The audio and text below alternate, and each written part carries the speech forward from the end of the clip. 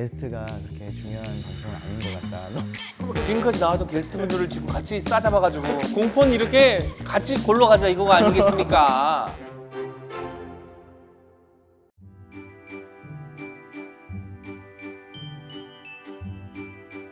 안녕하세요. 시인개요 개구쟁이 문화계의 숨은 명 콘텐츠 컬렉터 오은입니다.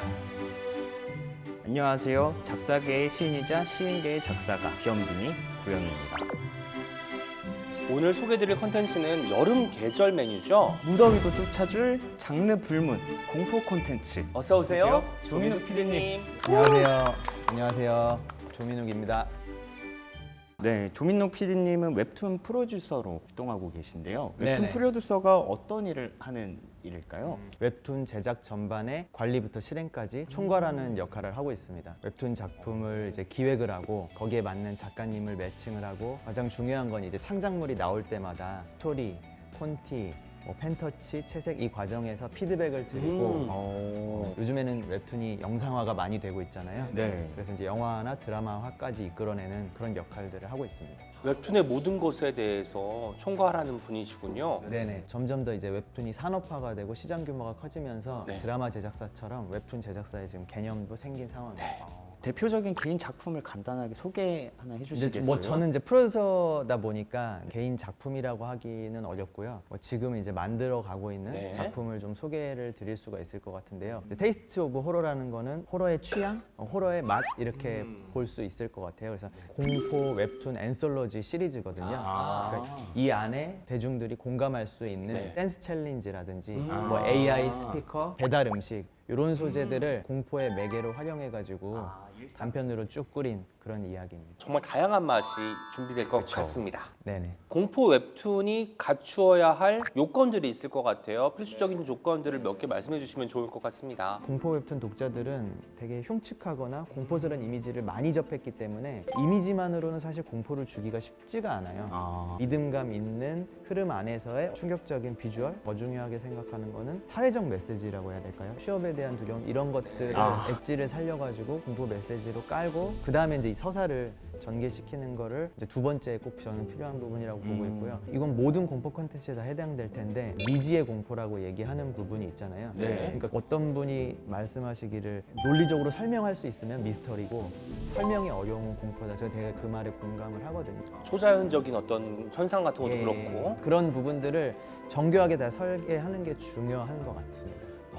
이 말씀을 듣고 장래 희망을 웹툰 프로듀서로 결정한 분들도 계실 것 같습니다. 네. 창작자분들의 파트너가 돼가지고 시너지를 내는 게 되게 중요하다는 생각이 들어요. 오늘도 함께 해주셔서 저희 얼마나 시너지가 나고 있는지 모르겠습니다. 모르겠다고 하시니까 저희한테는 공포로 느껴지네요. 시너지가 나고 있다고 듣고 싶은데 미지의 공포. 어릴 때 봤던 제일 무서웠던 것 중에 하나가 뭘까요? 첫 척키 시리즈 사탄의 인형. 저도 똑같이 최초의 공포의 기억으로 남아있거든요. 도서든 비디오든 간접적으로 겪는 경험이 있을 텐데 다 통틀어서 가장 무서웠던 경험은 뭘까요? 촬영이 되게 많이 편해졌다는 생각이 문득 드는데 네. 이거 촬영하기 직전에 제가 이제 이런 촬영을 네. 처음 하다 보니까는 이 순간이 공포다. 괜히 입으로 얘기하고 나니까 지금도 점점 무서워지고 있어요. 게다가 저희가 또 무서움을 극대화하기 위해서 뒤에 거미 보이시나요? 거미, 박쥐 이런 것들을 좀 디스플레이 해놔서 좀 그 네. 공포감이 상승했을 수도 있겠다 생각이 듭니다. 네. 저는 예전에 할아버지 댁에 갔는데 푸세식 화장실이었어요. 휴지가 없는 거예요. 문을 열고 엄마 휴지! 닫았는데 휴지가 걸려 있는 거예요. 없다가 생기니까 뭔가 안 보이는 존재가 휴지를 그때 걸어놓고 갔겠죠? 너무 무서워서 송배백산에서 나왔던 기억이 있습니다. 저는 아직도 그때 생각하면 정말 아찔해요. 들을 때는 너무 재밌는데 도중에 나갈 수가 없잖아요. 그렇죠. 일을 봐야 되니까. 네. 저는 초등학생 때 네. 최초 공포 드라마였던 것 같은데 M. M이라는 드라마가 있잖아요. 심은하님 네, 나오시는. 눈이 초록색으로 변하면서 그게 또 한 11시인가 했던 것 같아요. 부모님 몰래 보니까 또 더 무서운 거예요. 이중의 공포를 네, 근데 깨우고 싶고. 무서우니까. 네, 그런 여러 가지가 있었던 것 같습니다. MC 업계에서 일단 공포 컨텐츠를 하나 소개해 주시죠. 호러물이라고 불리는 것도 당연히 무섭지만 재난물에서 공포가 많이 느껴지더라고요. 제가 오늘 가지고 온 드라마는요. 100 카스 모건이라는 작가의 하이틴 SF 소설을 원작으로 한 드라마예요. 아포칼립스물이라고 하죠. 네. 세기말의 어떤 느낌을 주는 영상물이고요. 핵전쟁으로 이미 지구는 파괴가 되었어요. 이미. 방주, 아크라고 불리는 곳에 이제 살아남은 사람들이 주인공들이 되는데 어느 날 산소를 만들어내는 기계가 오작동을 일으키면서 방주에서 살 수 있는 날이 얼마 남지 않은 거예요. 그런데 조금이라도 생명을 연장하기 위해서는 지구로 내려보내거나 해야 되는 상황인 거죠. 청소년들, 범죄를 저질렀는데 이 사람들 중에서 100명을 뽑아서 지구로 내려보내요. 이유는 두 가지죠. 하나는 산소가 모자라기 때문에 더 오래 살기 위해서는 희생자가 필요했던 것이고, 지구는 자정작용을 하기 때문에 살 수 있는 공간이 되었는지를 실험 대상으로서 100명의 10대들이 내려보내지는 거예요. 그래서 제목이 100가 되는 거고요. 문제는 거기 지상인들이 있었던 거죠. 그라운더스라고 하는 지상인들이 살았는데 하늘에서 사람들이 내려오니까 이게 좀 고가운 거예요. 하늘인들이 지상인과 어떻게 싸우고 살아남느냐의 이야기인 거예요. 그게 시즌 1. 네, 시즌 1이 그렇게 내용이 되고 한 회 한 회가 손에 땀을 쥐게 하고 1시즌을 하루 만에 봤어요. 공포라는 것은 어쩌면 무엇을 할 수 있을지 알 수 없을 때 찾아오는 게 아닌가라는 생각이 든 거죠. 왜냐하면 허허벌판에서 살아남으래. 그럼 얼마나 어려워요 이게. 내가 할 수 있는 게 뭔지도 모르겠고 이게 맞는지도 모르겠고. 무의식적인 공포를 자극했던 것도 같아요. 아까 말씀해주신 미지의 공포. 네네. 아마 대나무를 좋아하시는 분들이라면, 그리고 특유의 어떤 공포에 몸이 반응하는 분들이라면 이 100 보시면 참 좋을 것 같다는 생각이 듭니다. 민우 PD님도 살짝 보고 오셨다는 얘기를 들었어요. 네네. 로스트라고 또 유명했던 네. 그것도 좀 떠올랐고, 맞아요. 10대들의 어떤 심리나 감정을 잘 다루는 제작진들이 만들었다고 또 기뜸을 해주셔가지고.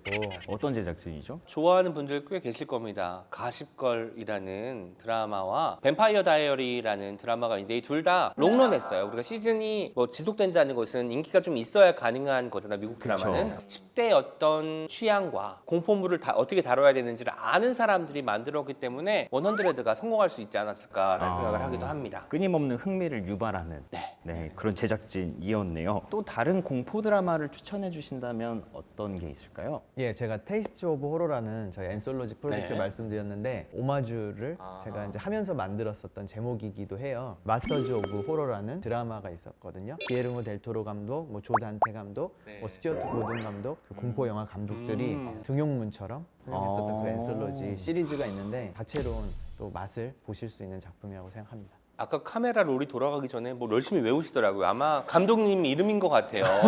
또 그런 거 틀리면 안 네. 되니까. 재밌는 얘기가 있다고 들었어요. 핀이라는 아주 잘생긴 토마스 맥도널이라는 배우인데요. 웅행웅 초키포키라는 그 트윗으로 한국에 난리가 났던 배우기도 하고요. 한국어가 그냥 모양이 예뻐서 좋아했다가 지금은 공부도 하신다고 얘기를 들었습니다. 한 가지 더 TMI를 드리자면 여자 주인공 이름은 클라크예요. 남자 주인공 이름은 벨람인데 이 둘이 실제로 결혼을 해서 아이까지 낳았다고 합니다.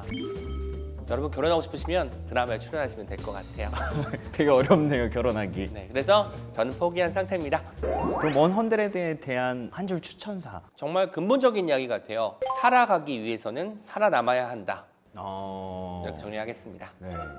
이번에는 MC9가 다른 어떤 미디어를 준비했다고 하는데 제가 가져온 것은요, 소설책입니다. 퍼트리샤 하이스미스의 동물 애호가를 위한 잔혹한 책. 저는 또 소설에서 이 상상력으로 그림을 그렸을 때 느껴지는 공포 또한 만만치 않다고 생각이 들거든요. 맞아. 총 13편의 단편으로 이루어져 있는 책입니다. 각각 단편마다 한 마리의 동물이 주연이 돼서 이야기를 끌어가는 책이고요. 동물이 인간에게 복수하는 내용이에요. 이를테면 뭐 어떤 서커스단에서 돈벌이를 위해서 어떤 원숭이를 이용을 한다든지 네네네. 햄스터 같은 그런 존재들, 귀여워서 막 했다고 하지만 짓궂게 장난을 치는 네네. 거죠. 그 모든 게 인간의 욕심 때문에 그들은 고통받고 있다. 짧게 소개를 드리자면 송로가 한창인 철에 라는 작품이 있어요. 그 상송이라는 돼지가 나오고 에밀이라는 농장주인데 네. 송로버섯을 캐기 위해서 돼지가 냄새를 잘 맡고 맡아가지고 네.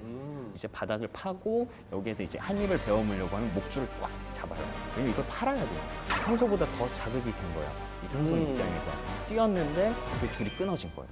와, 자유를 얻을 수 있겠네. 상송의 입장에선 그거죠. 평소에는 냄새만 맡던 이 송로버섯을 먹을 수 있으니까. 상송은 공격을 해요. 이제 정신을 못 차리는 거죠. 세계 3대 진리라고 하잖아요.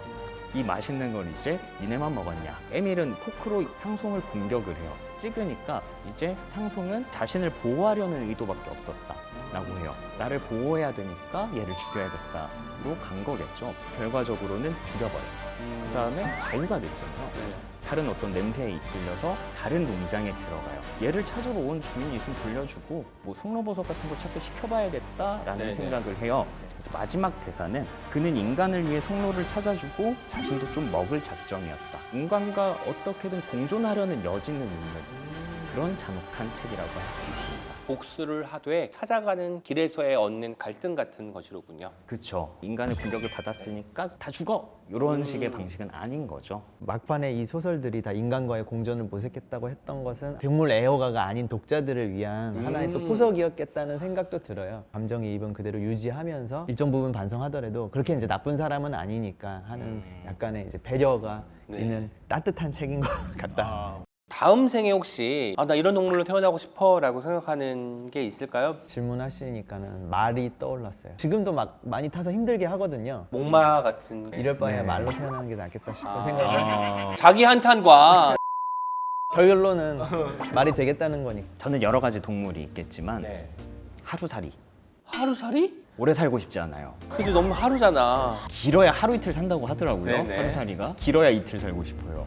윤회 쪽을 생각하시고 아, 다음을 노리겠다는. 그치. 그리고 그 정도면 약간 인간을 접하지 않고 바로 죽을 수 있을 것 같아서. 인간에 대한 또 환멸까지. MC 옥께서는 어떤 동물 생각하시나요? 고양이, 인간을 관찰하는 느낌이 드는 동물이 저는 고양이 같더라고요. 그래서 인간들의 그 허례허식과 구구절절한 사연 같은 것들을 머릿속에 담아두었다가 인간으로 환생을 해서 그 이야기들을 또 글로 풀어내면 조민욱 PD님께서 또 영상화를 만들어 주실 거 아니에요? 그럼 제가 또 돈을 벌 수 있겠죠. 길게 보고 그렇게 갑니다. 이렇게 이어지는군요. 모든 이야기들이. 신기했습니다. 너무 이렇게 다 엮어가셔가지고. 이 책을 한 줄로 추천하신다면? 저는 약간 질문을 던지고 싶어요. 동물적인 인간 그리고 인간적인 동물 둘 중에 어느 쪽이 더 인간에 가까울까? 이런 질문을 한번 던져보고 싶습니다. 네.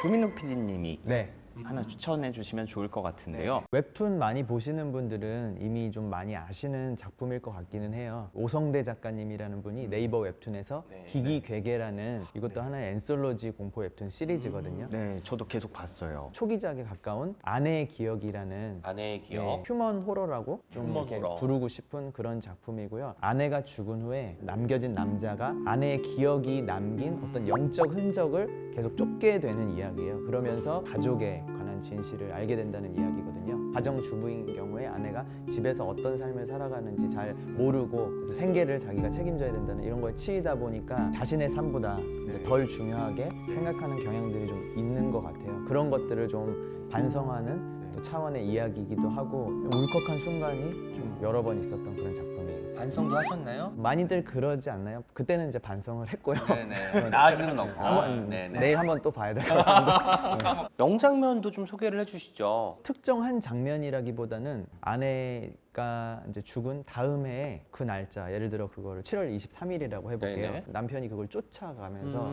사라져버린 아내의 삶에 이제 공감하면서 뭐 슬퍼하기도 하고 반성하기도 하고 그런 장면들이 이렇게 포착된 순간들이 몇 번 있거든요. 뭉클했겠어요, 진짜. 근데 7월 23일을 말씀하셨는데 뭔가 이게 스스럼 없이 나왔단 말이에요. 곧 돌아오는데 제 딸 생일이에요. 아. 네. 저도 이제 무의식적으로 나와가지고 네, 역시 이유 없는 날짜는 없군요. 저희 딸이 처음 본 웹툰이 이거였어요. 아, 기기괴계를 네. 봤단 말이에요? 보고 싶어 하더라고요. 웹툰이라는 네. 걸 한 번도 안 봤는데 그 중에 아내의 기억편이 괜찮을 것 같아서 이제 보여줬는데 감정적으로 어떤 공유를 한 것 같은 어떤 이야기를 하는 것 같아 하니까는 뭐 하여튼 엄마한테 뭐 잘하라는 식의 그런 얘기 비슷한 걸 했었던 네, 기억이 정확히 나요. 간파했네요. 그래서 네. 사라이를 위해서 영상 편지 들어갑니다. 뭐 영상 되게 유명하신 분들만 많이 하는 걸로 알고 있는데 제가 얼떨결에 이 자리에서 또 공포스럽게 영상 메시지를 찍게 되었단다. 컨텐츠 없는 사람 취급받으면 어떡할까 되게 걱정했는데 네 덕분에 한 부분은 충분히 채워놨단다. 엄마한테도 잘할게. 안녕. 생일 축하 영상을 보내라고 했더니 아, 고마움만 생일 축하. 표하고 생일 축하한다는 말을 안 했어요. 네, 생일 당일날도 잘 하시면 될 것 같고요. 직접 하시면 될 것 같고요. 그리고 기기계의 유명한 에피소드죠. 성형수 조금 긴 네. 편이었고 봤고요. 네, 이게 극장판으로도 개봉이 됐다고 알고 네네. 있습니다. 작년에 개봉해서 유수 영화제에서 상도 타고 어, 평가도 굉장히 좋았던 작품으로 기억합니다. 네, 그리고 아내의 기억도 반응이 좋아서 일본 기묘한 이야기에서 먼저 드라마화가 됐고 중국에서도 또 이게 영화화 진행이 되고 있다고 하더라고요. 한국에서도 이걸 장편으로 각색해가지고 이제 만들 만한 이야기로 보여지거든요. 그래서 좋은 영상 제작자분이 좀 만드셨으면 좋겠다는 생각이 그 듭니다. 피디님이 하셔야 되는 거 아니에요? 저희는 이제 작은 것부터 하고 네네. 있어가지고 장편에 발을 들일 거니까 기다려 주시기 바랍니다. 공포 장르에서 웹툰이 가지는 강점도 있을 것 같아요. 그렇죠, 그렇죠. 기술력이라든가 그런 것을 통해서만 만들어질 수 있는 영상이 되기에는 좀 부담스러운 공포물도 많이 나올 수가 있죠. 호랑 작가님이라고 네, 되게 옥수역 이제 귀신 예, 이런 거 옥수역 아니에요? 귀신, 뭐 봉천동 귀신으로 화제가 됐었던 작가님이 계시고 이 작가님이 테크놀로지에 대한 관심이 굉장히 많으시고 직접 개발하셔서 자기 작품에 도입하시는 그런 분이세요. 스크롤 하면은 그 이제 무빙이 있고 사운드가 있고 모니터를 뚫고 나오더라고요. 그리고 옥수역 귀신도 영화로 제작된다고 합니다. 아, 그래요? 네, 웹툰으로 봤을 때와 또 어떤 다른 느낌일지 기대를 해봐도 좋을 것 같고요. 최근에 랑종 네. 이라는 영화가 나홍진 감독님이 제작을 한 네. 작품이에요. 언론 시사나 이런 걸 하고 막 후기들이 이제 여기저기 올라오고 있는데 그게 지금 엄청 핫하더라고요. 아. 너무 무섭다고. 컴플렉스 다음으로 핫한 게 바로 그렇죠, 랑종. 랑종. 지금 저희가 아내의 기억을 가지고 계속 이야기를 하고 있는데 한 줄 평으로 남겨주신다면? 소중한 사람과 나누면 좋은 공포 웹툰. 소중한 누군가를 아마 떠올리시게 될 것 같아요, 본분이. 그리고 그분한테 이렇게 권할 수도 있을 거고 아마 한번 보시면 좋겠습니다. 네. 지금도 네이버 웹툰에서 볼 수 있는 네네. 웹툰이잖아요. 다른 분들도 찾아보시면 좋을 것 같습니다. 웹툰이 IP라고 해서 컨텐츠에 기반이 되는 지금 상황이라고 들었습니다. 네, 이제 OTT 사업이 구독 서비스가 굉장히 유행을 하고 있잖아요. 그래서 이제 독점적인 이제 영상 콘텐츠를 가져가려고 하다 보니까 새로운 이제 원천으로서 웹툰 쪽을 더 많이 지금 찾고 있는 이태원 클라스, 경이로운 소문, 특히 두 작품이 OTT의 부상 이런 게 다 맞물리면서 현장에서는 이제 웹툰 IP를 경쟁적으로 가져가려고 하는 상황이에요. 원소스 멀티유스라는 말이 한 10년 전부터 사용되기 시작했는데 그 소스로서의 웹툰이 얼마나 큰 가능성을 지녔는지를 파악할 수 있는 시간이었습니다. 더불어서 말씀드릴 게 만화 웹툰 원작 영상 제작 사업이 있다고 해요. 어떤 사업인가요? 한국만화영상진흥원과 경기콘텐츠진흥원이 함께 운영하는 지원 사업이라고 네. 하고요. 경기도 소재 콘텐츠 기업을 대상으로 만화 웹툰 원작 IP 기반의 2차 콘텐츠, 애니메이션, 웹드라마, 게임, 뭐 기타 등등 여러 콘텐츠겠죠. 그런 제작들을 지원하는 사업이라고 하고요. 올해는 1억 5천만 원 지원할 예정이라고 합니다. 알아봐야겠네요. 이거 토트랙 아닌가요? 제작하는 작품을 가지고 네네. 지원할 수 있을 아. 걸로 제가 뭐 아니 그러면 이 콤플렉스 나온 게 가산점이 될 수도 있겠다. 하지만 나중에도 발목 붙여볼 수 있죠. 이 사람들이랑 아는 거 아니냐. 네, 공포로 가고 있죠. 공포물을 볼 때 뭐 눈을 가리고 싫으면서 왜 계속 보려고 할까요? 저만의 하나의 뭐 가설이랄까요? 진화 심리학을 얕게 공부를 했는데 우리가 수렵 채집을 네네. 했던 시절에는 생존이 굉장히 중요하고 곰, 호랑이들한테 쫓겨서 죽을 수도 있고 그러다 보니까 토템이라든지 여러 가지 신앙적인 것들이 많이 나왔잖아요. 그때 이제 우리 몸속에 목숨을 구했을 때 어떤 희열 같은 것들이 아직 우리 DNA에 있는 거 아닐까? 그래서 우리는 컨텐츠 차원에서 즐기는 거 아닐까 이런 생각이 좀 들더라고요. 매운맛을 찾는 느낌하고 비슷한 거 아닐까요? 몸을 혹사시키면서 네. 또 쾌락을 느끼는. 일상이 안전한 느낌이 들 수도 있잖아요. 저도 비슷한 이유인데 사는 게 팍팍하고 그리고 특히 여성분들에게는 매 순간이 공포로 돌변할 수 있는 여지가 있는 게 한국 사회잖아요. 그렇죠. 실제로 일상에서 이렇게 많은 공포가 노출되어 있고 여러분들은 여기에 시달릴 수밖에 없다는 것을 간접적으로 알려주는 것이 아닐까라는 생각이 듭니다. 네, 이쯤에서 딸아이 축하 멘트 다시 받도록 하겠습니다. 안녕 은하야, 너를 축하하라는 어떤 요구를 받고 축하를 하게 되었습니다. 곧 돌아오는 생일에 요거를 아빠가 보여줄 수 있을 것 같아. 기뻐해 주길 바래. 은하님 생일 축하해요. 출연하신 소감 어떠신가요? 굉장히 미지의 공포로 시작하셨는데 나름 모니터랍시고 하기는 네네. 했었거든요. 근데 뭐 게스트가 그렇게 중요한 방송은 아닌 것 같다. 아니 아니에요. 지금까지 나왔던 게스트분들을 지금 같이 싸잡아가지고 공포 특집답게 너무 공포는 이렇게 같이 골러 가자 이거가 아니겠습니까? 네. 이 두 분 시인한테 누를 끼치지 않기 위해서 나름 열심히 했는데 역대 너무 어마어마한 그 게스트 분들과 그분들이 노력하신 거에 덕을 제가 보고 가는 것 같습니다. 말이 바뀌는 것 같지만 어쨌든 좋은 말씀 감사하고요. 어떠셨어요, MC구? 공포 컨텐츠를 저희가 즐기기만 하지 이렇게 직접 들어볼 일이 없잖아요. 우리가 어떤 컨텐츠들로 공포를 재밌게 향유할 수 있는지 알 수 있어서 너무 좋은 시간이었던 것 같습니다. 실제로 공포물 안에는 다른 굵직한 질문이 있다는 것을 알게 된 시간이었어요. 그리고 그 문제의식 때문에 공포가 필요해서 도입이 되는 거지 단순히 무섭게 하기 위해서 만드는 것이 아니라는 사실을 깨달은 귀중한 시간이었습니다. 저희는 다음 달에 또 새로운 컨텐츠로 돌아오도록 하겠습니다. 여러분 고맙습니다. 감사합니다. 안녕.